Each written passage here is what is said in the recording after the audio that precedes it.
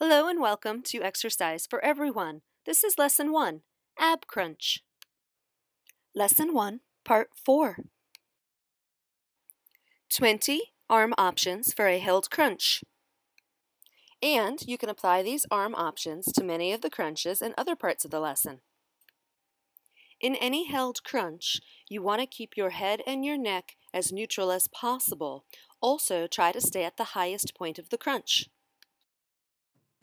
Hold a crunch with your hands behind your head. Always continue to breathe whenever you hold a crunch. Hands behind your head and alternately reach one hand to one knee. Moving just one arm at a time makes your obliques have to stabilize you more. Arms to ears and then hands to knees. This arm movement changes your center of gravity, working higher up your abdominals and then lower and deeper. Arms to ears and then straight up.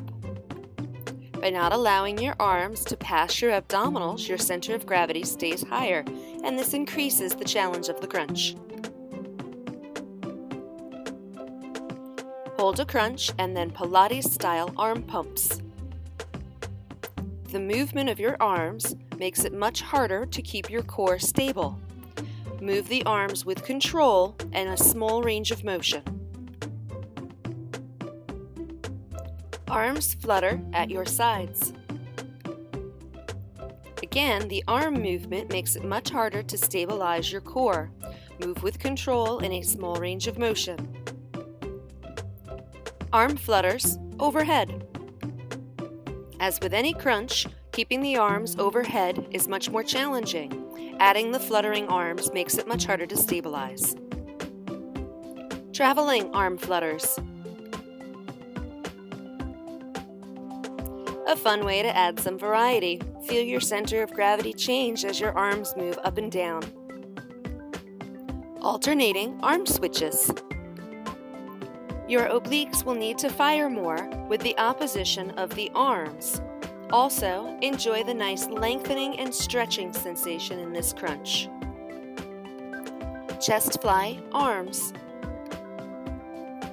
As your arms move out to the sides, you will feel how your obliques have to fire. Chest fly arms one at a time. Again, you will feel the obliques being more involved in this style of crunch. If you prefer not to alternate arms, you can do one arm consecutively for an increased challenge just to the one side. Alternating chest fly with head rotation. By adding the simple turn of your head, it will make your abdominals be challenged more as well as strengthen your neck muscles. Try not to rotate your chest and upper body, just your head and arm. Snow angel arms. This crunch has it all. We start with our arms by our ears, raising our center of gravity. Then as our arms sweep past the sides, we need to fire our obliques more.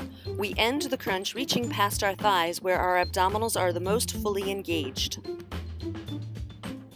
Large single arm circles, direction 1.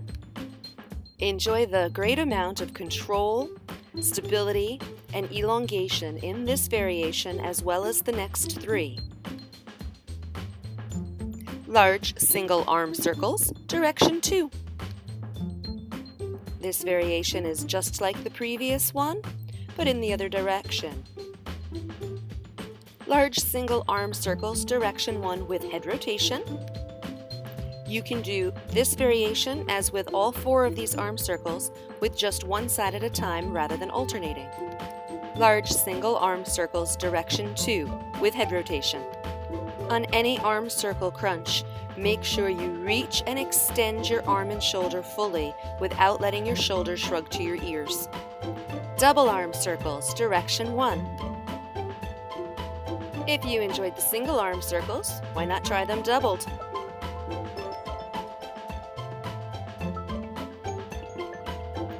Double arm circles, direction 2.